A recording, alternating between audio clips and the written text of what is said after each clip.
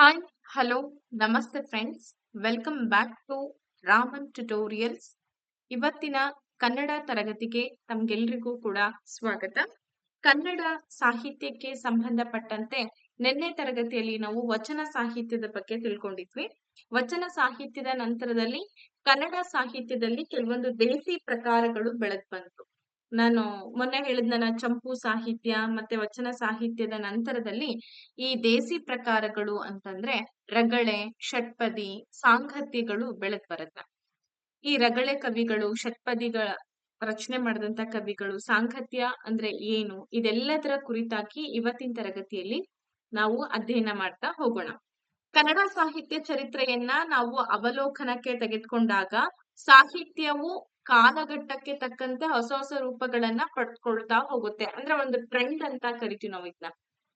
ಈಗ ಫಿಲಂಗಳು ಹಳೆ ಕಾಲದಲ್ಲಿ ಒಂದ್ ರೀತಿ ಇತ್ತು, ಮಿಡಿವೆಲ್ ಅಲ್ಲಿ ಒಂದ್ ರೀತಿ ಇತ್ತು, ಇವಾಗ ಒಂಥರ ಇದೆ.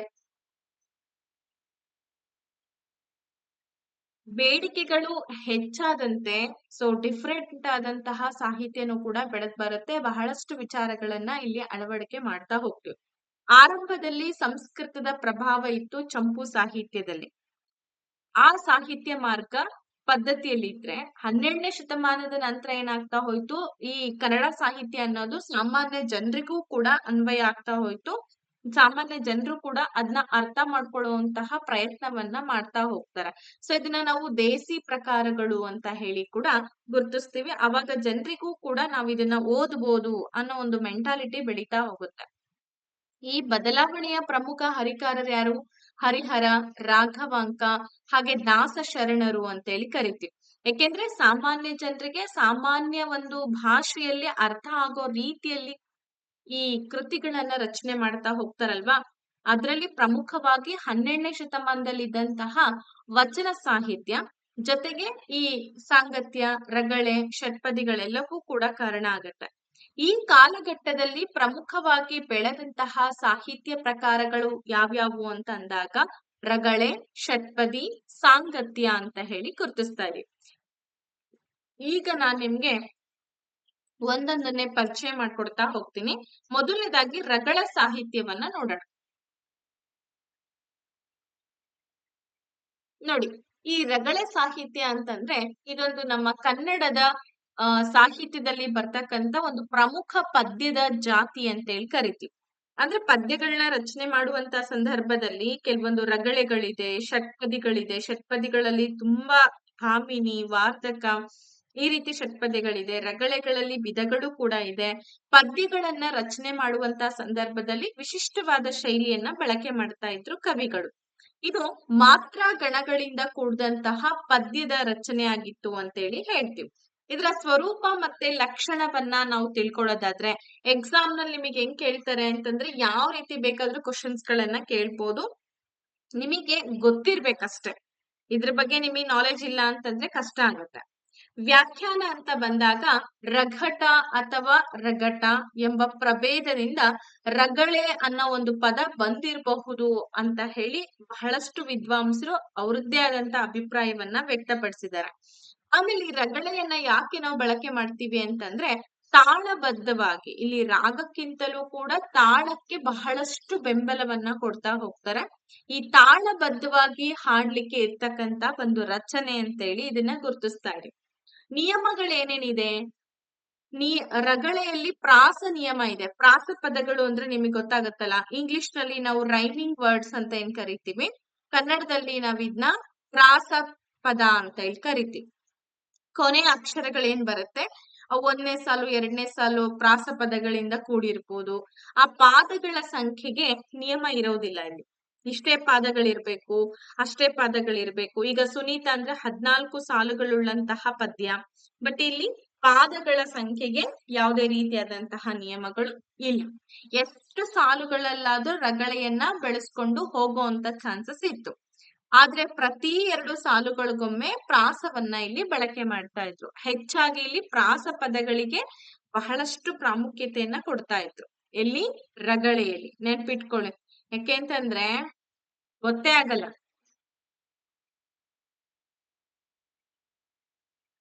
ನೆಕ್ಸ್ಟ್ ಬರೋಣ.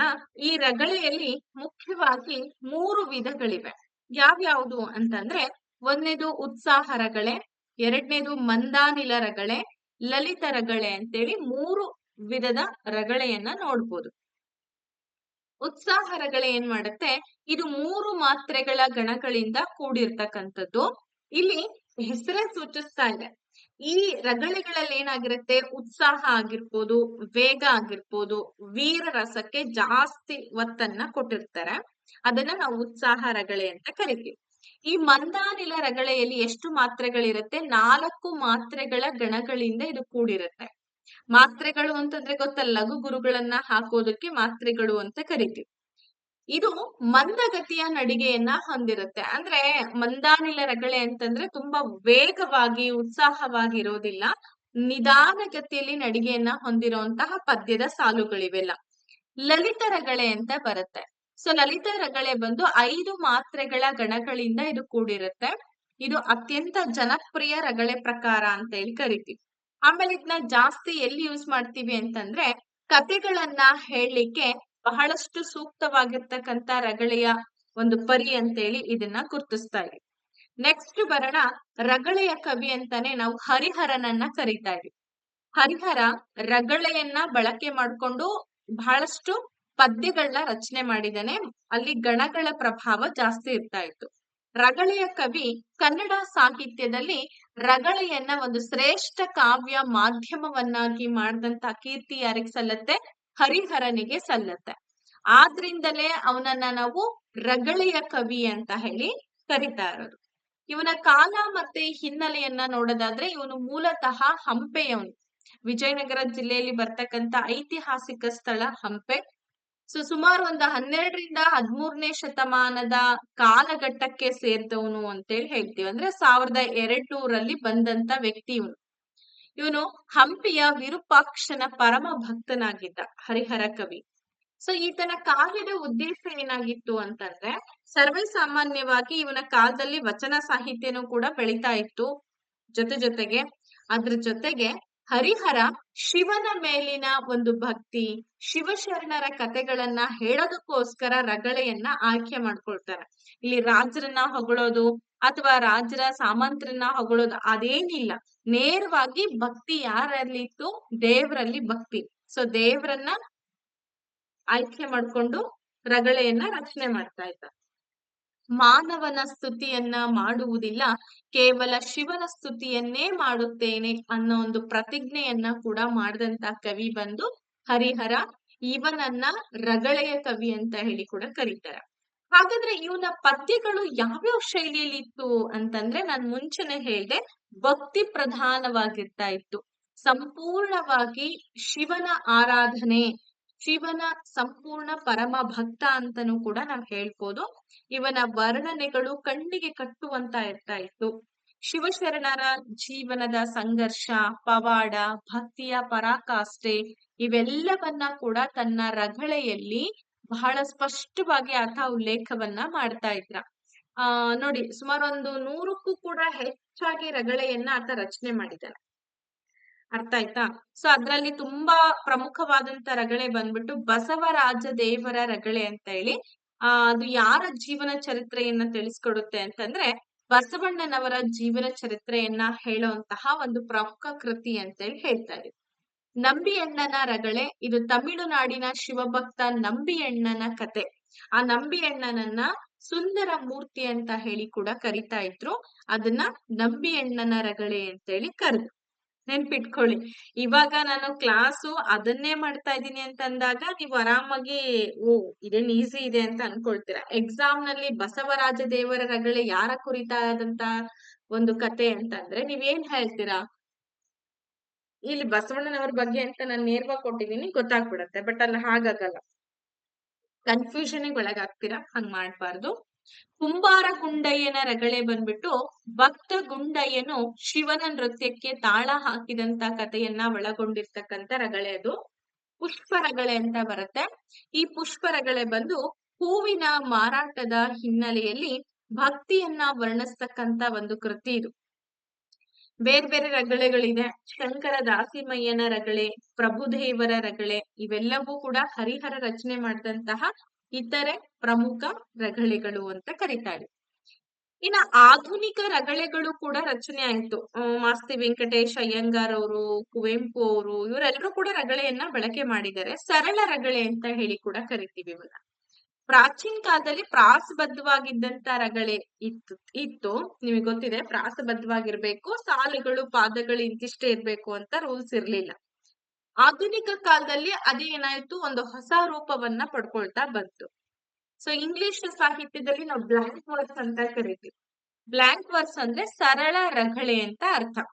ಇದ್ರ ಪ್ರಭಾವದಿಂದ ಕನ್ನಡದಲ್ಲಿ ಪ್ರಾಸವಿಲ್ಲದ ರಗಳೆಗಳು ಕೂಡ ರಚನೆ ಆಯ್ತಾ ಹೋಯ್ತು. ಅಂದ್ರೆ ಯಾವುದೇ ರೀತಿ ರೆಸ್ಟ್ರಿಕ್ಷನ್ಸ್, ಇಷ್ಟೇ ಪಾದ ಇರ್ಬೇಕು, ಇಷ್ಟೇ ಪ್ರಾಸ ಇರ್ಬೇಕು, ಹಿಂಗೆ ಇರ್ಬೇಕು, ರೈಮ್ ಸ್ಕೀಮ್ ಯಾವುದೇ ಇಲ್ಲ, ಅದು ಬ್ಲಾಂಕ್ ವರ್ಸ್ ಅಂತ ಹೇಳಿ ಕರಿತೀವಿ. ಆ ರೀತಿಯಲ್ಲಿ ಈ ಪ್ರಾಸ ರಚನೆ ಆಗ್ತಾ ಇದು ರಗಳೆಗಳು ರಚನೆ ಆಗ್ತಾ ಹೋಗುತ್ತೆ. ಅದರಲ್ಲಿ ದಿ ಬೆಸ್ಟ್ ಎಕ್ಸಾಂಪಲ್ ಅಂತಂದ್ರೆ ಮಾಸ್ತಿ ವೆಂಕಟೇಶ್ ಅಯ್ಯಂಗಾರ್ ಅವರು ಕೂಡ ಸರಳ ರಗಳೆಯನ್ನ ಬಳಕೆ ಮಾಡಿ ಕೃತಿಗಳನ್ನ ರಚನೆ ಮಾಡ್ತಾರೆ. ಅದಲ್ಲಂಗೆ ಕುವೆಂಪು ಅವರ ಮಹಾಕಾವ್ಯ ಯಾವುದು, ಶ್ರೀ ರಾಮಾಯಣ ದರ್ಶನ, ಈ ಕೃತಿಗೆನೆ ಅವರಿಗೆ ಜ್ಞಾನಪೀಠ ಪ್ರಶಸ್ತಿನೂ ಕೂಡ ಸಿಕ್ಕಿರೋದು. ಇದು ಕೂಡ ಸರಳ ರಗಳೆಯಲ್ಲಿದೆ. ಹಾಗೆ ಮಹಾ ಛಂದಸ್ಸು ಅಂತ ಹೇಳಿ ನಾವಿದನ್ನ ಗುರುತಿಸ್ತೀವಿ. ಇದರಲ್ಲಿ ಪ್ರಾಸದ ನಿರ್ಬಂಧ ಇಲ್ಲ, ಭಾವಕ್ಕೆ ತಕ್ಕಂತೆ ಸಾಲುಗಳು ಹರಿಯುತ್ತೆ. ಫ್ರೀ ವರ್ಸ್ ಅಥವಾ ಬ್ಲಾಂಕ್ ವರ್ಸ್ ಅಂತ ಹೇಳಿ ಕೂಡ ಇದನ್ನ ನಾವು ಕರಿತಾ ಇದೀವಿ. ಹಾಗಾದ್ರೆ ಈಗ ನಿಮ್ಗೆ ಕ್ವಶನ್ ಅಂಡ್ ಆನ್ಸರ್ಸ್ ಹೇಳುವಂತ ಸಮಯ ಬಂದಿದೆ. ತುಂಬಾ ಸಿಂಪಲ್ ಆಗಿರುತ್ತೆ. ಒಂದು ಜಸ್ಟ್ ಫಾರ್ ಕಾನ್ಸಂಟ್ರೇಷನ್ ಸಲುವಾಗಿ ನಾನು ನಿಮ್ಗೆ ಕ್ವಶನ್ಸ್ ಗಳನ್ನ ತಗೊಂಡ್ ಬಂದಿದ್ದೀನಿ. ನೀವು ಆನ್ಸರ್ ಅನ್ನ ಮಾಡ್ಬೋದು. ಈಗ ಮೊದಲನೇ ಪ್ರಶ್ನೆ ಬಂದು ಹೀಗಿದೆ: ಕನ್ನಡ ಸಾಹಿತ್ಯದಲ್ಲಿ ರಗಳೆಯ ಕವಿ ಅಂತ ಹೇಳಿ ಯಾರನ್ನ ಕರಿತೀವಿ? ಆಪ್ಷನ್ಸ್ ಗಳೀಗಿದೆ: ರಾಘವಾಂಕ, ಹರಿಹರ, ಕುಮಾರವ್ಯಾಸ ಹಾಗೂ ರತ್ನಾಕರ ವರ್ಣಿ ಅಂತ ಇದೆ. ಯೋಚನೆ ಮಾಡಿ ಆನ್ಸರ್ ಕೊಡಿ.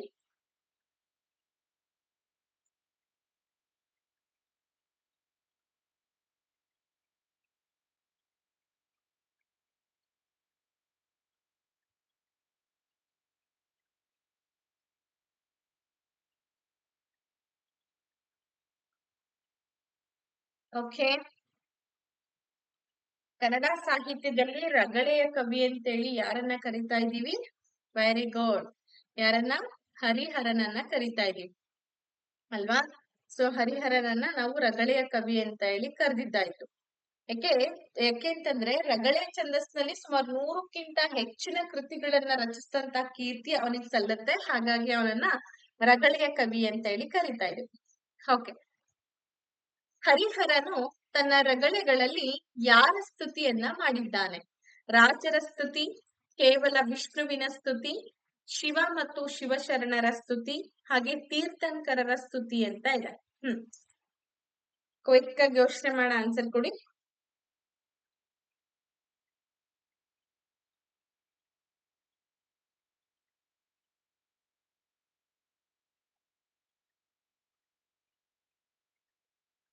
ಓಕೆ, ಹರಿಹರ ತನ್ನ ರಗಳೆಗಳಲ್ಲಿ ಯಾರ ಸ್ತುತಿಯನ್ನ ಮಾಡಿದ್ದಾನೆ? ಶಿವ ಮತ್ತೆ ಶಿವಶರಣರ ಸ್ತುತಿಯನ್ನ ಮಾಡಿದ್ದಾನೆ ಅಲ್ವಾ? ವೆರಿ ಗುಡ್, ಸರಿ ಇದೆ ಉತ್ತರ. ಲಲಿತ ರಗಳೆಯಲ್ಲಿ ಪ್ರತಿ ಸಾಲಿನಲ್ಲಿ ಎಷ್ಟು ಮಾತ್ರೆಗಳ ಗಣ ಇರುತ್ತೆ? 3 ಮಾತ್ರೆ, 4 ಮಾತ್ರೆ, ಹಾಗೆ 5 ಮತ್ತೆ 6 ಅಂತ ಇದೆ.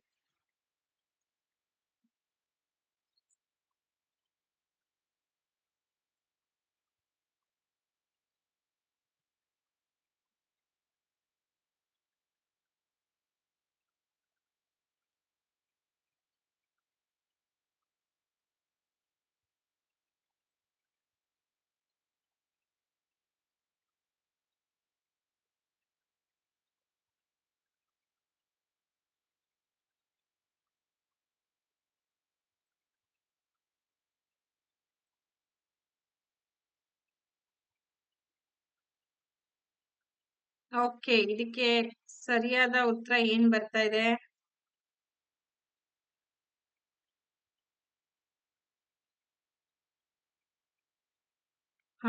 ಇಲ್ಲಿ 5 ಮಾತ್ರೆಗಳು ಅಂತ ಹೇಳಿ ಹೇಳಿದ್ರಿ. ವೆರಿ ಗುಡ್, ಸರಿ ಇದೆ. ಲಲಿತ ರಗಳೆ ಬಂದ್ಬಿಟ್ಟು 5 ಮಾತ್ರೆಗಳ ಗಣಗಳಿಂದ ಕೂಡಿರತ್ತೆ. ಮುಂದಿನ ಪ್ರಶ್ನೆಗೆ ಹೋಗೋಣ. ಕುವೆಂಪು ಅವರ ಶ್ರೀ ರಾಮಾಯಣ ದರ್ಶನ ಮಹಾಕಾವ್ಯವು ಯಾವ ಛಂದಸ್ನಲ್ಲಿದೆ? ಅಕಸ್ಮಾತ್ ನಿಮಗೇನಾದ್ರೂ ನಾನು ಹೇಳಾರ್ದಂಗೆ ಈ ಪ್ರಶ್ನೆ ಬಂದಿತ್ತು ಅಂದ್ರೆ ಭಾಮಿನಿ ಷಟ್ಪದಿ, ವಾರ್ಧಕ, ಸಾಂಗತ್ಯ, ಸರಳ ರಗಳೆ ಅಂತ ಇದೆ.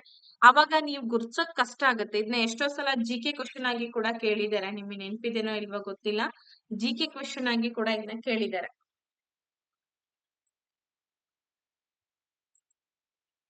ಯೋಚನೆ ಮಾಡ್ಬಿಟ್ಟು ಆನ್ಸರ್ ಕೊಡಿ.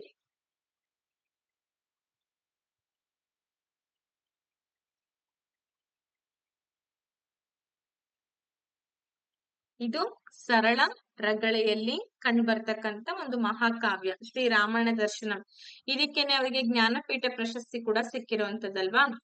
ಹರಿಹರನು ರಚಿಸಿದಂತ ಬಸವರಾಜ ದೇವರ ರಗಳೆಯ ವಿಷಯವೇನು ಅಂತ ಇದೆ. ಬಸವಣ್ಣನವರ ಜೀವನ ಚರಿತ್ರೆ, ಅಲ್ಲಮ ಪ್ರಭುಗಳ ಜೀವನ, ಅಕ್ಕಮಹಾದೇವಿಯ ಕತೆ, ಹಾಗೆ ಹಂಪೆಯ ವರ್ಣನೆ ಅಂತ ಇದೆ.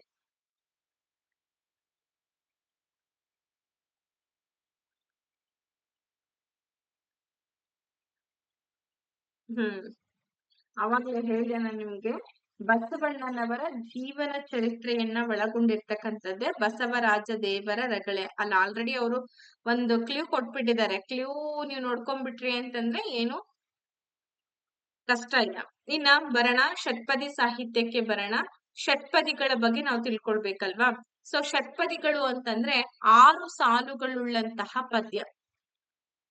ಇದು ಕನ್ನಡದ ಅತ್ಯಂತ ಜನಪ್ರಿಯ ಮತ್ತೆ ದೇಸಿ ಛಂದಸ್ಸಿನ ಪ್ರಕಾರ ಅಂತೇಳಿ ಕರಿತೀವಿ. ಇದರ ಉಗಮ ಹೇಗಾಯ್ತು, ವಿಕಾಸ ಹೇಗಾಯ್ತು ಅನ್ನೋದ್ರ ಬಗ್ಗೆ ಷಟ್ಪದಿ ಬಗ್ಗೆ ತಿಳಿಯೋಣ. ಇದರ ಇತಿಹಾಸ ಬಂದ್ಬಿಟ್ಟು, ಷಟ್ಪದಿಯ ಮೂಲ ಅಂತ ನಾವು ಹುಡುಕ್ದಾಗ ಜಾನಪದ ಹಾಡುಗಳಲ್ಲಿ ಇದೆ ಈ ತರ ಒಂದು ಸಾಹಿತ್ಯ ಅನ್ನೋದನ್ನ ವಿದ್ವಾಂಸರು ನಮ್ಗೆ ತಿಳಿಸ್ಕೊಟ್ಟಿದ್ದಾರೆ.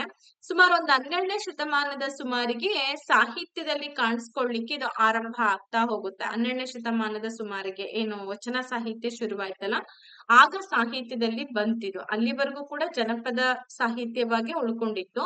ಷಟ್ಪದಿಯಲ್ಲಿ 6 ಸಾಲುಗಳಿರುತ್ತೆ. 1, 2, 4 ಹಾಗೇನೆ 5ನೇ ನೋಡಿ 5ನೇ ಸಾಲುಗಳು ಸಮಾನವಾಗಿದ್ರೆ 3 ಮತ್ತೆ 6ನೇ ಸಾಲುಗಳು ಸಮಾನವಾಗಿರುತ್ತೆ, ಹಾಗೆ ಉದ್ದವಾಗಿರುತ್ತೆ. 1.5 ಪಟ್ಟು ಅದು ಜಾಸ್ತಿ ಇರುತ್ತೆ 3 ಮತ್ತೆ 6ನೇ ಸಾಲುಗಳು. 3 ಮತ್ತೆ 6ನೇ ಸಾಲುಗಳ ಕೊನೆಯಲ್ಲಿ ಏನಾಗಿರುತ್ತೆ, ಪ್ರಾಸ ಪದಗಳನ್ನ ಹಾಕಿರ್ತಾರೆ. ಇದು ಷಟ್ಪದಿಯ ವಿಶೇಷವಾದಂತ ಅಂಶ, ನೆನ್ಪಿಟ್ಕೊಳ್ಳಿ. ಅಂಡ್ ಷಟ್ಪದಿಯಲ್ಲಿ ಎಷ್ಟು ವಿಧಗಳಿದೆ ಅಂತಂದ್ರೆ 6 ವಿಧಗಳನ್ನ ನೋಡ್ಬೋದು. ಒಂದು ಶರ ಷಟ್ಪದಿ, ಕುಸುಮ ಷಟ್ಪದಿ, ಭೋಗ ಷಟ್ಪದಿ, ಭಾಮಿನಿ ಷಟ್ಪದಿ. ಅತ್ಯಂತ ಜನಪ್ರಿಯವಾದದ್ದು ಭಾಮಿನಿ ಷಟ್ಪದಿ ಅಂತ ಕರಿತೀವಿ. ಸುಮಾರು 3 ಮತ್ತೆ 4 ಮಾತ್ರೆಗಳ ಗಣಗಳನ್ನ ಹೊಂದಿರುವಂತ ಒಂದು ಷಟ್ಪದಿ ಇದು. ನೆಕ್ಸ್ಟ್ ಪರಿವರ್ಧಿನಿ, ಹಾಗೆ ವಾರ್ಧಕ ಷಟ್ಪದಿ. ತುಂಬಾ ದೀರ್ಘವಾದಂತಹ ಷಟ್ಪದಿ ಇದು. ಸುಮಾರು 5 ಮಾತ್ರೆಗಳ ಗಣ ಇರುತ್ತೆ. ಷಟ್ಪದಿಗಳಲ್ಲಿ 6 ವಿಧಗಳಿದೆ. ಅದರಲ್ಲಿ ಶರ ಷಟ್ಪದಿ, ಕುಸುಮ, ಭೋಗ, ಭಾಮಿನಿ, ಪರಿವರ್ಧಿನಿ ಹಾಗೂ ವಾರ್ಧಕ ಷಟ್ಪದಿ ಅಂತ ಅರ್ಥ ಆಗತ್ತೆ. ಸೊ ನಾವು ಷಟ್ಪದಿಯ ಬ್ರಹ್ಮ ಅಂತ ಹೇಳಿ ರಾಘವಾಂಕನನ್ನ ಕರಿತೀವಿ. ಯಾಕೆ ಅಂತಂದ್ರೆ ಈ ಷಟ್ಪದಿಯ ಬಳಕೆ ಆಗಿರ್ಬೋದು ಅಥವಾ ಅದೊಂದು ಸಮರ್ಥ ಕಾವ್ಯ ಮಾಧ್ಯಮವನ್ನಾಗಿ ಬಳಕೆ ಮಾಡಿದಂತಹ ಮೊದಲನೇ ಕವಿ ಅಂತಂದ್ರೆ ರಾಘವಾಂಕ ಅಂತ ಕರಿತೀವಿ. ಈ ರಗಳೆಯಲ್ಲಿ ಹೆಂಗೆ ಹರಿಹರ ತುಂಬಾ ಪ್ರಸಿದ್ಧಿಯನ್ನ ಪಡ್ಕೊಂಡಿದ್ದಾನೋ, ರಾಘವಾಂಕನು ಕೂಡ ಷಟ್ಪದಿಯಲ್ಲಿ ಪ್ರಸಿದ್ಧತೆಯನ್ನ ಪಡ್ಕೊಂಡಿದ್ದಾನೆ. ಇವನು ಹರಿಹರನ ಸೋದರಳಿಯ ಮತ್ತೆ ಶಿಷ್ಯನು ಕೂಡ ಆಗಿದ್ದ. ಇವನಿಗೆ ಷಟ್ಪದಿಯ ಬ್ರಹ್ಮ ಅಂತ ಹೇಳಿ ಕೂಡ ಗುರುತಿಸ್ತಾ ಇದೀವಿ. ಈತನ ಕೃತಿಗಳು ಅಂತ ಅಂದಾಗ ಹರಿಶ್ಚಂದ್ರ ಕಾವ್ಯ, ಇದು ರಾಘವಾಂಕನ ಮೇರು ಕೃತಿ. ಹರಿಶ್ಚಂದ್ರ ಕಾವ್ಯ ಅನ್ನೋದು ಸತ್ಯವಂತ ಹರಿಶ್ಚಂದ್ರನ ಕಥೆಯನ್ನ ಇದು ನಿರೂಪಿಸುತ್ತೆ. ಅಂದ್ರೆ ಈಗ ಸತ್ಯ ಹರಿಶ್ಚಂದ್ರ ಅಂತ ಏನ್ ಕರಿತಾ ಇದ್ದೀವಿ, ಅವನ ಕಥೆಯನ್ನ ಒಳಗೊಂಡಂತಹ ಒಂದು ಕೃತಿ ಇದು ಹರಿಶ್ಚಂದ್ರ ಕಾವ್ಯ ಅನ್ನೋದು. ಇದು ಯಾವ ಷಟ್ಪದಿಯಲ್ಲಿ ಕಂಡುಬರುತ್ತೆ, ವಾರ್ಧಕ ಷಟ್ಪದಿಯಲ್ಲಿ ಕಂಡುಬರುತ್ತೆ. ಹಾಗೆ ಇವನು ಕೆಲವೊಂದನ್ನ ರಚನೆ ಮಾಡಿರುವಂತಹ ಕಾವ್ಯಗಳು ಅಂತಂದ್ರೆ ಸಿದ್ಧರಾಮ ಚಾರಿತ್ರ್ಯ. ಸೊ ಈ ಸಿದ್ಧರಾಮ ಚಾರಿತ್ರ್ಯ ಏನಿದೆ ಯಾರಿಗ್ ಸಂಬಂಧಪಟ್ಟಂತ ಕತೆ ಅಂತಂದ್ರೆ ಶಿವಯೋಗಿ ಸಿದ್ಧರಾಮನ ಕತೆ ಅಂತ ಹೇಳಿ ಗುರ್ತಿಸ್ತಾ ಇದೀವಿ. ಸೋಮನಾಥನ ಚಾರಿತ್ರ್ಯ, ಪುಲಿಗೆರೆ ಸೋಮನಾಥ ಭಕ್ತನ ಕಥೆಯನ್ನ ಒಳಗೊಂಡಿರ್ತಕ್ಕಂಥದ್ದು ಇದು ಸೋಮನಾಥ ಚರಿತ್ರೆ. ಹಾಗೆ ವೀರೇಶ ಚರಿತೆ, ದಕ್ಷ ಯಜ್ಞದ ಕತೆ ಈ ಉದ್ದಂಡ ಷಟ್ಪದಿಯಲ್ಲಿ ಇರ್ತಕ್ಕಂಥದ್ದು ಇದು. ಶರಭ ಚಾರಿತ್ರ್ಯ, ಇದು ಯಾರದ್ದು ಏನು ಎತ್ತ ಅನ್ನೋದ್ರ ಬಗ್ಗೆ ಯಾವುದೇ ರೀತಿ ಮಾಹಿತಿಗಳು ದೊರಕಿಲ್ಲ. ಹಾಗಾಗಿ ನಾವ್ ಅದನ್ನ ಹಂಗೇನೆ ಲಭ್ಯ ಇಲ್ಲ ಅಂತ ಅನ್ಕೊಳ್ಬೋದು. ನೆಕ್ಸ್ಟ್ ಬರೋಣ. ಈ ರಾಘವಾಂಕನ ಅಲ್ದಂಗೆನೆ ಕುಮಾರವ್ಯಾಸ ಭಾಮಿನಿ ಷಟ್ಪದಿಯ ಬಳಕೆ ಮಾಡ್ಕೊಂಡು ತನ್ನ ಕಾವ್ಯಗಳನ್ನ ರಚನೆ ಮಾಡಿರುವಂತದ್ದು. ಈ ಭಾಮಿನಿ ಷಟ್ಪದಿಯ ಸಾಮ್ರಾಟ ಅಂತ ಹೇಳಿನೇ ಕುಮಾರವ್ಯಾಸನನ್ನ ಕರೀತಾರೆ. ಗದುಗಿನ ನಾರಾಯಣಪ್ಪ ಅಂತ ಹೇಳಿ ಪ್ರಸಿದ್ಧನಾದಂತಹ ಕುಮಾರವ್ಯಾಸ ಸುಮಾರು 15ನೇ ಶತಮಾನದ ಶ್ರೇಷ್ಠ ಕವಿ ಅಂತ ಹೇಳ್ತೀವಿ. ವಿಜಯನಗರ ಕಾಲದಲ್ಲಿ ಇದ್ದಂತ ಒಬ್ಬ ಕವಿ ಈತ. ಹಿಂಗೆ ಕುಮಾರವ್ಯಾಸ ಹಾಗೆ ಈತ ಕರ್ನಾಟ ಭಾರತ ಕಥಾಮಂಜರಿ, ಗದುಗಿನ ಭಾರತ, ಕುಮಾರವ್ಯಾಸನ ಭಾರತ ಅಂತ ಹೇಳಿ ಕೂಡ ಅದನ್ನ ಕರಿಬಹುದು. ಇದರ ಛಂದಸ್ಸನ್ನ ನೋಡೋದಾದ್ರೆ ಇದು ಭಾಮಿನಿ ಷಟ್ಪದಿಯಲ್ಲಿ ಕಂಡು ಬರುತ್ತೆ. ಕುಮಾರವ್ಯಾಸನು ಭಾಮಿನಿ ಷಟ್ಪದಿಯನ್ನ ಅತ್ಯಂತ ಪರಿಣಾಮಕಾರಿಯಾಗಿ ಬಳಕೆ ಮಾಡ್ಕೊಂಡಿರ್ತಕ್ಕಂತ ಒಂದು ಕಾವ್ಯ ಇದು. ಶೈಲಿ ಬಂದ್ಬಿಟ್ಟು ಇವನ ಕಾವ್ಯದಲ್ಲಿ ರೂಪಕಗಳು ಜಾಸ್ತಿ ಬಳಕೆ ಆಗ್ತಾ ಇತ್ತು. ಹಾಗಾಗಿ ಇವನನ್ನ ರೂಪಕ ಸಾಮ್ರಾಜ್ಯದ ಚಕ್ರವರ್ತಿ ಅಂತ ಹೇಳಿ ಕೂಡ ಕರೀತಾರೆ. ಯಾರನ್ನ? ಕುಮಾರವ್ಯಾಸನನ್ನ ರೂಪಕ ಸಾಮ್ರಾಜ್ಯ ಚಕ್ರವರ್ತಿ ಅಂತ ಕರೀತಾರೆ. ಅಷ್ಟೇ ಅಲ್ಲ, ಕೃಷ್ಣನೇ ಇವನ ಭಾರತದ ಸೂತ್ರಧಾರಿ. ಏನು ಕರ್ನಾಟಕ ಭಾರತ ಕಥಾಮಂಜರಿ ಅಂತ ಇದೆ, ಅದರಲ್ಲಿ ಸೂತ್ರಧಾರ ಯಾರು? ಕೃಷ್ಣ. ವೀರನಾರಾಯಣನೇ ಕವಿ, ಲಿಪಿಕಾರ ಕುಮಾರವ್ಯಾಸ ಅಂತ ಹೇಳಿ ಅವನೇ ಹೇಳ್ಕೊಂಡಿರೋಂಥದ್ದು. ನೆಕ್ಸ್ಟ್ ಬರೋಣ ಲಕ್ಷ್ಮೀಶ ಕವಿ. ಸೊ ಈತನು ವಾರ್ಧಕ ಷಟ್ಪದಿಯ ಕವಿ ಅಂತ ಹೇಳಿ ಕರಿತೀವಿ. ಆತ ಏನ್ ರಚನೆ ಮಾಡಿದಾನೆ ಎಲ್ಲಾ ಕಾವ್ಯಗಳು ಕೂಡ ಯಾವ ಷಟ್ಪದಿಯಲ್ಲಿ ಕಂಡು ಬರುತ್ತೆ? ವಾರ್ಧಕ ಷಟ್ಪದಿಯಲ್ಲಿ ಕಂಡು ಬರುತ್ತೆ. ಸುಮಾರು ಇವ್ನ ಕಾಲ ಬಂದು 16ರಿಂದ 17ನೇ ಶತಮಾನದ ಒಂದು ಆ ಕಾಲದಲ್ಲಿ ಬಂದಂತ ಒಬ್ಬ ಕವಿ ಈತ. ಕೃತಿ ಬಂದು ಜೈಮಿನಿ ಭಾರತ, ಛಂದಸ್ಸು ಇದು ವಾರ್ಧಕ ಷಟ್ಪದಿಯಲ್ಲಿ ಕಂಡು ಬರುತ್ತೆ. ವಿಶೇಷತೆ ಏನಪ್ಪಾ ಅಂತಂದ್ರೆ ಈ ಕುಮಾರ ಲಕ್ಷ್ಮೀಶನ ಜೈಮಿನಿ ಭಾರತದಲ್ಲಿ ಏನ್ ವಿಶೇಷತೆ ಅಳವಡಿಕೆ ಆಗಿದೆ ಅಂತಂದ್ರೆ ಶ್ರೀಕೃಷ್ಣ ಮತ್ತೆ ಪಾಂಡವರ ಅಶ್ವಮೇಧ ಯಾಗದ ಕಥೆ ಇದು. ಸೊ ಇಲ್ಲಿ ಏನಪ್ಪಾ ಅಂತಂದ್ರೆ ಭಕ್ತಿ ಮತ್ತೆ ವೀರ ರಸಗಳು ಎರಡನ್ನೂ ಕೂಡ ಸಂಗಮ ಮಾಡಿ ಬರ್ದಿರೋದು. ಲಕ್ಷ್ಮೀಶನನ್ನ ಉಪಮಾ ಲೋಲ ಅಂತ ಹೇಳಿ ಕೂಡ ಕರೀತಾರೆ. ಯಾಕೆ ಅಂತಂದ್ರೆ ಉಪಮೆಗಳನ್ನ ಜಾಸ್ತಿ ಬಳಕೆ ಮಾಡ್ತಾ ಇದ್ದ. ಈಗ ನಾವು ಅಲಂಕಾರಗಳಲ್ಲಿ ಉಪಮಾಲಂಕಾರ ಅಂತ ಬರುತ್ತಲ್ಲ, ಅದ್ರಲ್ಲಿ ಉಪಮೆಗಳನ್ನ ಜಾಸ್ತಿ ಬಳಕೆ ಮಾಡ್ಕೊಳ್ತಾ ಇದ್ದ. ಹಾಗಾಗಿ ಅವನನ್ನ ಉಪಮಾ ಲೋಲ ಅಂತ ಹೇಳಿ ಕೂಡ ಕರೆದ್ರು. ಲಕ್ಷ್ಮೀಶನ ಕಾವ್ಯಕ್ಕೆ ಮುಕ್ತಿ ಇಲ್ಲ, ಅಂದ್ರೆ ಅದು ಅಷ್ಟು ರಸವತ್ತಾಗಿದೆ, ಓದ್ತಾ ಇದ್ರೆ ಮುಕ್ತಿನೇ ಬೇಡ ಅಂತ ಅನಿಸೋ ರೀತಿಯಲ್ಲಿ ಅವನ ಕಾವ್ಯಗಳು ಇತ್ತು ಅನ್ನೋದು ನಮ್ಗೆ ತಿಳಿದು ಬರುತ್ತೆ. ಹಾಗಾದ್ರೆ ಇತರೆ ಪ್ರಮುಖ ಷಟ್ಪದಿ ಕವಿಗಳು ಅಂತಂದಾಗ ಯಾರೆಲ್ಲ ಬರ್ತಾರೆ? ಚಾಮರಸ ಬರ್ತಾನೆ. ಸೊ ಚಾಮರಸ ರಚನೆ ಮಾಡಿದ್ದು ಪ್ರಭುಲಿಂಗ ಲೀಲೆ, ಇದು ಭಾಮಿನಿ ಷಟ್ಪದಿಯಲ್ಲಿ ಕಂಡು ಬರುತ್ತೆ. ಪ್ರಭುಲಿಂಗ ಲೀಲೆ ಅಂದ ತಕ್ಷಣ ಯಾರು ನೆನಪಿಗೆ ಬರ್ತಾರೆ? ಅಲ್ಲಮ ಪ್ರಭುಗಳು ನೆನಪಿಗೆ ಬರ್ತಾರೆ. ವಚನ ಶರಣರವರು, ವಚನ ಸಾಹಿತ್ಯದಲ್ಲಿ ಬಂದಂತ ಶರಣರು. ಅವರ ಜೀವನದ ಕುರಿತಾದಂತಹ ರೂಪಕಾತ್ಮಕ ಕಾವ್ಯವನ್ನೇ ಪ್ರಭುಲಿಂಗ ಲೀಲೆ ಅಂತ ಹೇಳಿ ರಚನೆ ಮಾಡ್ತಾರೆ. ಇನ್ನ ಕುಮಾರ ವಾಲ್ಮೀಕಿ ತೊರವೆ ರಾಮಾಯಣ, ಇದು ಕೂಡ ಭಾಮಿನಿ ಷಟ್ಪದಿಯಲ್ಲಿದೆ. ವಾಲ್ಮೀಕಿ ರಾಮಾಯಣದ ಕನ್ನಡ ರೂಪವನ್ನೇ ಈ ತೊರವೆ ರಾಮಾಯಣ ಅಂತ ಹೇಳಿ ಕರೆದ್ರು. ನೆಕ್ಸ್ಟ್ ಇನ್ನೊಬ್ಬ ಕವಿ ಇದ್ದಾರೆ ವಿರೂಪಾಕ್ಷ ಪಂಡಿತ ಅಂತ ಹೇಳಿ ಚನ್ನಬಸವ ಪುರಾಣ ಅನ್ನೋ ಒಂದು ಕೃತಿಯನ್ನ ಕೂಡ ರಚನೆ ಮಾಡಿದ್ದಾರೆ. ಓಕೆ, ಈಗ ನಾವು ಕ್ವಶನ್ ಅಂಡ್ ಆನ್ಸರ್ಸ್ ಗಳನ್ನ ನೋಡ್ತಾ ಹೋಗೋಣ. ರೆಡಿ ಇದ್ದೀರಾ ಎಲ್ರು ಕೂಡ? ಹೋಪ್ಸೋ ಎಲ್ಲರೂ ರೆಡಿ ಇದ್ದೀರಾ ಅನ್ಕೊಳ್ತೀನಿ. ಮೊದಲನೇ ಪ್ರಶ್ನೆ ಬಂದು ಹೀಗಿದೆ: ಷಟ್ಪದಿಯ ಬ್ರಹ್ಮ ಅಂತ ಹೇಳಿ ಯಾವ ಕವಿಯನ್ನ ಕರೀತಾರೆ? ಕುಮಾರವ್ಯಾಸ, ಲಕ್ಷ್ಮೀಶ, ರಾಘವಾಂಕ ಹಾಗೂ ಚಾಮರಸ ಅಂತ ಇದೆ. ಯೋಚನೆ ಮಾಡಿ.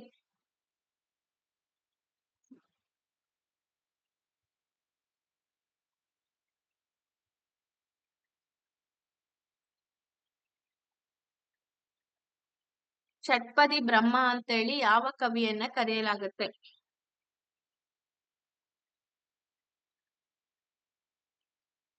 ಕುಮಾರವ್ಯಾಸ ಮೇಡಮ್ ಅಂತೇಳಿ ಹೇಳ್ತಿದ್ದೀರಾ, ಹೌದಾ? ಅಲ್ಲ, ರಾಘವಾಂಕನನ್ನ ಷಟ್ಪದಿಯ ಬ್ರಹ್ಮ ಅಂತೇಳಿ ಕರೀತಾರೆ.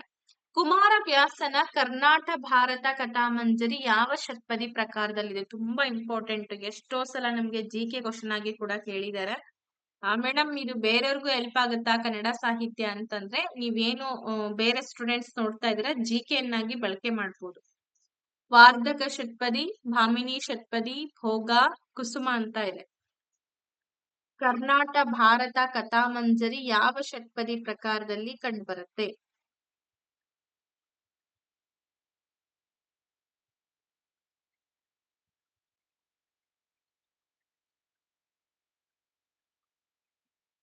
ಓಕೆ, ಇದು ವಾರ್ಧಕ ಷಟ್ಪದಿನ ಅಲ್ಲ, ಭಾಮಿನಿ ಷಟ್ಪದಿಯಲ್ಲಿ ಇರುವಂತದ್ದು. ಮಹಾಭಾರತವನ್ನ ರಚನೆ ಮಾಡಿರುವಂತದ್ದು ಕುಮಾರವ್ಯಾಸ. ಸುಮಾರು 3 ಮತ್ತೆ 4 ಮಾತ್ರ ಗಣಗಳಿಂದ ಕೂಡಿರ್ತಕ್ಕಂತ ಒಂದು ಕೃತಿ ಅದು. ಜೈಮಿನಿ ಭಾರತ ಕಾವ್ಯದ ಕರ್ತೃ ಯಾರು? ಲಕ್ಷ್ಮೀಶ ಕವಿ, ಕುಮಾರವ್ಯಾಸ, ಚಾಮರಸ ಹಾಗೂ ಕನಕದಾಸ.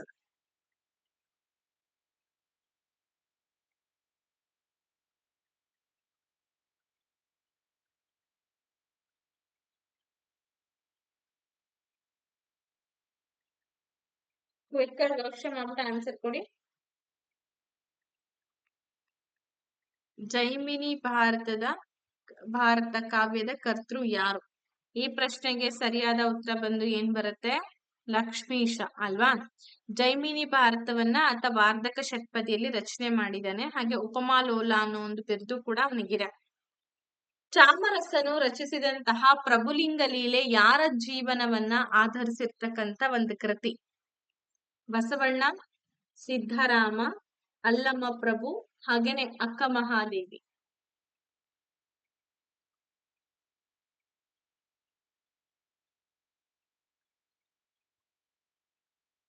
ಚಾಮರಸ ರಚಿಸಿದಂತಹ ಪ್ರಭುಲಿಂಗ ಲೀಲೆ, ಇದು ಪ್ರಭುಲಿಂಗ ಲೀಲೆ ಅಂದ ತಕ್ಷಣ ನೆನಪಿಗೆ ಬರೋದೆ ಅಲ್ಲಮ್ಮ ಪ್ರಭುಗಳು. ಸೊ ಅಲ್ಲಮ್ಮ ಪ್ರಭುಗಳ ಮೇಲೆ ರಚನೆ ಮಾಡಿದಂತ ಒಂದು ಕೃತಿ.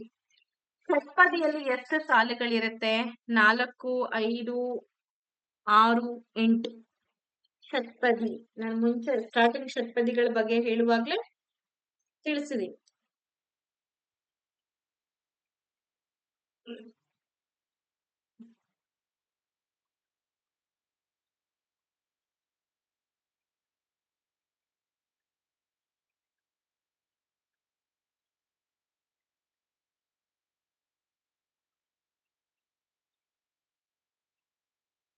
ಓಕೆ, ಇದಕ್ಕೆ 6 ಅಂತ ಏನ್ ಹೇಳಿದ್ರಿ? ಸರಿ ಇದೆ. ಷಟ್ ಅಂದ್ರೆ 6, ಷಟ್ಪದಿಯು 6 ಸಾಲುಗಳ ಉಳ್ಳಂತಹ ಒಂದು ಪದ್ಯದ ಜಾತಿ ಅಂತೇಳಿ ಕರಿತೀವಿ. ಓಕೆ, ಹಾಗಿದ್ರೆ ಮುಂದಿನ ತರಗತಿಯಲ್ಲಿ ನಾನು ನಿಮ್ಗೆ ಸಾಂಗತ್ಯದ ಬಗ್ಗೆ ಹೇಳ್ತೀನಿ. ಸಾಂಗತ್ಯ ಕವಿಗಳು, ಸಾಂಗತ್ಯಕ್ಕೆ ಸಂಬಂಧಪಟ್ಟಂತ ಇವಾಗ್ಲೇ ಹೇಳಿ ಮುಗಿಸ್ಬಿಡೋಣ, ಯಾಕಂದ್ರೆ ಸ್ವಲ್ಪ ಇದೆ, ಬಹಳ ಏನಿಲ್ಲ, ಮುಗಿಸ್ಬಿಡೋಣ ಸಾಂಗತ್ಯ ಕವಿನೂ ಕೂಡ. ನೋಡಿ, ಸಾಂಗತ್ಯ ಸಾಹಿತ್ಯ ಅಂತಂದ್ರೆ ಏನು? ಸಾಂಗತ್ಯ ಅನ್ನೋದು ಅಚ್ಚ ಕನ್ನಡದ ಮತ್ತೊಂದು ವಿಶಿಷ್ಟವಾದಂತ ಛಂದಸ್ಸು ಅಂತ ಹೇಳ್ತೀವಿ. ಹಾಗಾದ್ರೆ ಇದನ್ನ ಹೆಂಗೆ ರಚನೆ ಮಾಡ್ತಾ ಇದ್ರು ಅಂತ ನಾನು ನಿಮಗೆ ಹೇಳ್ತೀನಿ. ಸಾಂಗತ್ಯ ಅಂದ್ರೆ ಸಂಗೀತ ಅಂತ ಅರ್ಥ ಆಗತ್ತೆ. ಹಾಡ್ಲಿಕ್ಕೆ ಅತ್ಯಂತ ಯೋಗ್ಯವಾದಂತ ಒಂದು ಪ್ರಕಾರವನ್ನ ಸಾಂಗತ್ಯ ಪ್ರಕಾರ ಅಂತ ಕರೆದ್ರು. ಇದರ ವ್ಯಾಖ್ಯಾನ ನೋಡೋದಾದ್ರೆ ಸಾಂಗತ್ಯ ಅಂದ್ರೆ ಸಂಗತವಾದದ್ದು ಅಥವಾ ಸಂಗೀತಕ್ಕೆ ಒಳಪಡುವಂತದ್ದು ಅಂತ ಅರ್ಥ ಆಗತ್ತೆ. ವಾದ್ಯದ ಜೊತೆಗೆ ಹಾಡನ್ನ ಹೇಳಲಿಕ್ಕೆ ತುಂಬಾ ಸೂಕ್ತವಾಗಿರ್ತಕ್ಕಂತ ಒಂದು ಕಾವ್ಯದ ಶೈಲಿಯನ್ನ ಸಾಂಗತ್ಯ ಅಂತ ಕರೆದ್ರು. 4 ಸಾಲುಗಳಿರುತ್ತೆ, ಚತುಷ್ಪದಿ ಅಂತ ಹೇಳಿ ಕೂಡ ಕರಿಬಹುದು. ಇಲ್ಲಿ ವಿಷ್ಣು ಗಣ ಬ್ರಹ್ಮ ಗಣಗಳ ಸಂಯೋಜನೆಯಿಂದ ರೂಪ ಆಗ್ತಕ್ಕಂತ ಒಂದು ಸಾಂಗತ್ಯ ಪ್ರತಿದು. ಹಾಗೆ ಇದರ ಹಿನ್ನೆಲೆ ಅಂತ ಬಂದಾಗ ಈಗ ತ್ರಿಪದಿಗಳು 3 ಸಾಲುಗಳುಳ್ಳಂತಹ ಪದ್ಯಗಳೇನಿತ್ತು ಅದನ್ನ ತ್ರಿಪದಿ ಅಂತ ಕರಿತಾ ಇದ್ವಿ. ಅದು ಕೂಡ ಬೇಸಿಕಲಿ ಜಾನಪದ ಕಲೆಯಿಂದನೇ ಬಂದಿರುವಂತದ್ದು, ಹಾಡುಗಳಿಂದ ವಿಕಾಸಗೊಂಡಿರ್ಬೋದು ಅಂತ ಇದೆ. ರತ್ನಾಕರ ವರ್ಣಿ ಏನಿದೆ, ಸೊ ಇವನನ್ನ ಸಾಂಗತ್ಯದ ಸರದಾರ ಅಂತ ಕರಿತೀವಿ. ಯಾಕೆ ಅಂತಂದ್ರೆ ಸಾಂಗತ್ಯ ಪ್ರಕಾರದಲ್ಲಿ ಅತ್ಯಂತ ಶ್ರೇಷ್ಠ ಕಾವ್ಯವನ್ನ ರಚಿಸಿದಂತ ಕೀರ್ತಿ ಯಾರಿಗ್ ಸಲ್ಲತ್ತೆ? ಕವಿ ರತ್ನಾಕರ ವರ್ಣಿಗೆ ಸಲ್ಲತ್ತೆ. ಸುಮಾರು 16ನೇ ಶತಮಾನದಲ್ಲಿ ಭರತೇಶ ವೈಭವ ಅನ್ನೋ ಕೃತಿಯನ್ನ ಕೂಡ ಈತ ರಚನೆ ಮಾಡ್ತಾನೆ. ಈ ಭರತೇಶ ವೈಭವ ಹೆಸರೇ ಹೇಳ್ತಾ ಇದೆ ಭರತೇಶ ಅಂತ ಹೇಳಿ. ಹಾಗಾಗಿ ಇದು ಯಾರ ಬಗ್ಗೆ ಇರಬಹುದು ಅಂತಂದ್ರೆ ಈ ಜೈನ ಧರ್ಮದ ಆದಿ ತೀರ್ಥಂಕರನಾದಂತ ಋಷಭನಾಥನ ಮಗ ಭರತ ಚಕ್ರವರ್ತಿಯ ಕಥೆಯನ್ನ ಒಳಗೊಂಡಿರ್ತಕ್ಕಂಥದ್ದು ಇದು. ಸೊ ಇಲ್ಲಿ ರತ್ನಾಕರ ವರ್ಣಿ ಏನ್ ಮಾಡಿದಾನೆ? ಭರತನನ್ನ ಭೋಗ ವಿಜಯಿಯಾಗಿ ಚಿತ್ರಿಸಿದಾನೆ. ಅಂದ್ರೆ ಭೋಗದಲ್ಲಿ ಇದ್ಕೊಂಡೇ ಯೋಗವನ್ನ ಸಾಧಿಸೋದು. ಭೋಗ ಅಂತಂದ್ರೆ ನಿಮಗೆ ಗೊತ್ತಿದೆ, ಅಷ್ಟೈಶ್ವರ್ಯಗಳನ್ನ ಒಳಗೊಂಡಿರೋದಕ್ಕೆ ಭೋಗ ಅಂತ ಹೇಳ್ತೀವಿ. ಅದ್ರಲ್ಲೇನೆ ಭರತ ಏನ್ ಮಾಡ್ತಾನೆ, ಯೋಗವನ್ನ ಅಥವಾ ಮೋಕ್ಷವನ್ನ ಸಾಧಿಸ್ತಾ ಹೋಗ್ತಾನೆ. ಭೋಗದಲ್ಲಿ ಯೋಗ ಅಥವಾ ತ್ಯಾಗ ಭೋಗಗಳ ಸಮನ್ವಯ ಈ ಕಾವ್ಯದ ತಿರುಳು ಅಂತೇಳಿ ನಾವು ಗುರುತಿಸ್ತಾ ಇದ್ದೀವಿ. ಹಾಗಾಗಿ ರತ್ನಾಕರ ವರ್ಣಿಯ ಸಾಂಗತ್ಯ ಅತ್ಯಂತ ಲಯಬದ್ಧ, ಓದ್ಲಿಕ್ಕೆ ಹಾಡ್ಲಿಕ್ಕೆ ತುಂಬಾ ಇಂಪಾಗ್ತಾ ಇತ್ತು. ಹಾಗಾಗಿ ರತ್ನಾಕರ ವರ್ಣಿ ಅಂತ ಅಂದಾಗ ಸಾಂಗತ್ಯ ಕಾವ್ಯಗಳು ನಮ್ಗೆ ನೆನಪಿಗೆ ಬರುತ್ತೆ. ಬೇರೆ ಬೇರೆ ಸಾಂಗತ್ಯ ಕವಿಗಳು ಮತ್ತೆ ಕೃತಿಗಳನ್ನ ನೋಡೋದಾದ್ರೆ, ದೇಪರಾಜ ಇವನು ಸೊಬಗಿನ ಸೋನೆ ಅನ್ನೋ ಒಂದು ಕೃತಿಯನ್ನ ರಚನೆ ಮಾಡಿದ್ದಾನೆ. ಬಹಳಷ್ಟು ಸಲ ಎಕ್ಸಾಮ್ ಅಲ್ಲಿ ಇದನ್ನ ಕೇಳಿದ್ದಾರೆ, ಸೊಬಗಿನ ಸೋನೆ ಅನ್ನೋ ಕೃತಿಯನ್ನ ರಚನೆ ಮಾಡಿದ ಕವಿ ಯಾರು ಅಂತ ಹೇಳಿ. ಇದು ಸಾಂಗತ್ಯ ಕೃತಿಗಳಲ್ಲಿ ಬಹಳ ಪ್ರಾಚೀನವಾದದ್ದು. ಸುಮಾರು 1410ರಲ್ಲೇ ರಚನೆ ಆಗಿತ್ತು. 16ನೇ ಶತಮಾನದಲ್ಲಿ ಬಂದಂತವನು ರತ್ನಾಕರ ವರ್ಣಿ. ಅದಕ್ಕಿಂತ ಹಿಂದೆ 14ನೇ ಶತಮಾನದಲ್ಲೇ ದೇಪರಾಜ ಏನ್ ಮಾಡಿದ್ದ, ಸೊಬಗಿನ ಸೋನೆ ಅನ್ನೋ ಒಂದು ಕೃತಿಯನ್ನ ರಚನೆ ಮಾಡಿದ್ದ. ಇದೊಂದು ಪ್ರಣಯ ಕಥೆ ಅಂತ ಹೇಳಿ ಕೂಡ ಕರಿತೀವಿ. ನೆಕ್ಸ್ಟ್, ನಂಜುಂಡ ಕವಿ ವಿಜಯನಗರದ ಕಾಲದ ಪಾಳೆಗಾರನಾದಂತಹ ಕುಮಾರರಾಮನ ಕಥೆಯನ್ನ ಕುಮಾರರಾಮ ಸಾಂಗತ್ಯ ಅನ್ನೋ ಒಂದು ಹೆಸರಿನಲ್ಲಿ ಇದನ್ನ ಬರೀತಾನೆ, ಅಥವಾ ರಾಮನಾಥ ಚರಿತೆ ಅಂತಾನೂ ಕೂಡ ಹೇಳ್ಬೋದು. ಇದೊಂದು ವೀರರಸ ಪ್ರಧಾನವಾಗಿರ್ತಕ್ಕಂಥ ಕಾವ್ಯ. ಇನ್ನ ಸಂಚಿ ಹೊನ್ನಮ್ಮ ಅಂತಂದಾಗ ನಿಮಗೆ ಗೊತ್ತಾಗತ್ತೆ, 12ನೇ ಶತಮಾನದ ಒಬ್ಬ ಕವಯಿತ್ರಿ, ಮೈಸೂರು ಅರಸರ ಆಸ್ಥಾನದಲ್ಲಿ ಇದ್ದವಳು. ಹದಿಬದೆಯ ಧರ್ಮ ಅಂದ್ರೆ ಪತಿವ್ರತ ಧರ್ಮವನ್ನ ಹೆಂಗೆಲ್ಲ ನಾವು ಫಾಲೋ ಮಾಡ್ಬೇಕು ಅನ್ನೋದ್ರ ಬಗ್ಗೆ ಈ ಸಾಂಗತ್ಯದಲ್ಲಿ ರಚನೆ ಮಾಡಿದಾಳೆ. ಗೃಹಿಣಿ ಧರ್ಮವನ್ನ ಬೋಧಿಸ್ತಕ್ಕಂಥ ಕೃತಿ ಆದ್ರೂ ಕೂಡ ಸ್ತ್ರೀ ಪರವಾದ ಕಾಳಜಿಗಳನ್ನ ಹೊಂದಿರುವಂತದ್ದು. ಹೆಣ್ಣಲ್ಲವೇ ನಮ್ಮನ್ನ ಹಡೆದವಳು, ಪೆಣ್ಣು ಪೆಣ್ಣೆಂದು, ಈ ತರ ಸಂಚಿ ಹೊನ್ನಮ್ಮಳ ಒಂದು ಹದಿಬದೆಯ ಧರ್ಮ ನಮಗೆ ಚಿಕ್ಕವರಿದ್ದಾಗಿತ್ತು, ತುಂಬಾ ಚೆನ್ನಾಗಿತ್ತು. ಹಳೆಗನ್ನಡದಲ್ಲೂ ಕೂಡ ಇದೆ ಕಾವ್ಯ, ನೋಡ್ಬೋದು ನೀವು. ಕನಕದಾಸರು ಬಂದಾಗ ದಾಸ ಸಾಹಿತ್ಯದ ಶ್ರೇಷ್ಠರಾದ ಕನಕದಾಸರು ಕೂಡ ಈ ಮೋಹನ ತರಂಗಿಣಿ ಅನ್ನೋ ಒಂದು ಕೃತಿಯನ್ನ ಏನ್ ಮಾಡಿದ್ದಾರೆ, ಈ ಕಾವ್ಯವನ್ನ ಸಾಂಗತ್ಯದಲ್ಲಿ ಕೂಡ ರಚನೆ ಮಾಡಿದ್ದಾರೆ. ಮೋಹನ ತರಂಗಿಣಿ ಅಂತಂದ್ರೆ ಇದು ಯಾರಿಗೆ ಸಂಬಂಧ ಪಡುತ್ತೆ, ಕೃಷ್ಣ ಮತ್ತೆ ರುಕ್ಮಿಣಿಯರಿಗೆ ಪ್ರದ್ಯುಮ್ನ ಕಥೆ ಅಂತ ಹೇಳಿ ಕರಿತೀವಿ. ಕೃಷ್ಣ ಮತ್ತೆ ರುಕ್ಮಿಣಿಯರ ಮಗನಾದಂತ ಪ್ರದ್ಯುಮ್ನ ಒಂದು ಕಥೆಯನ್ನ ಮೋಹನ ತರಂಗಿಣಿಯಲ್ಲಿ ಕನಕದಾಸರು ತುಂಬಾ ಅದ್ಭುತವಾಗಿ ರಚನೆ ಮಾಡಿರೋಂಥದ್ದು. ನೆನ್ಪಿಟ್ಕೊಳ್ಳಿ. ಇಷ್ಟು ಇವತ್ತು ನಾನು ಹೇಳಿದ್ದು ಷಟ್ಪದಿ, ರಗಳೆ ಮತ್ತೆ ಸಾಂಗತ್ಯದ ಬಗ್ಗೆ ಸಂಪೂರ್ಣವಾಗಿ ಅರ್ಥ ಮಾಡಿಸ್ಕೊಂಡ್ರಿ ಅಂತ ಅನ್ಕೊಳ್ತೀನಿ. ಮತ್ತೆ ಮುಂದಿನ ತರಗತಿಯಲ್ಲಿ ಹೊಸ ಟಾಪಿಕ್ ಅನ್ನ ತಗೊಂಡ್ ಬಂದು ಟೀಚ್ ಮಾಡುವ ಅಂತ ಹೇಳ್ತಾ ಧನ್ಯವಾದಗಳು. Take care.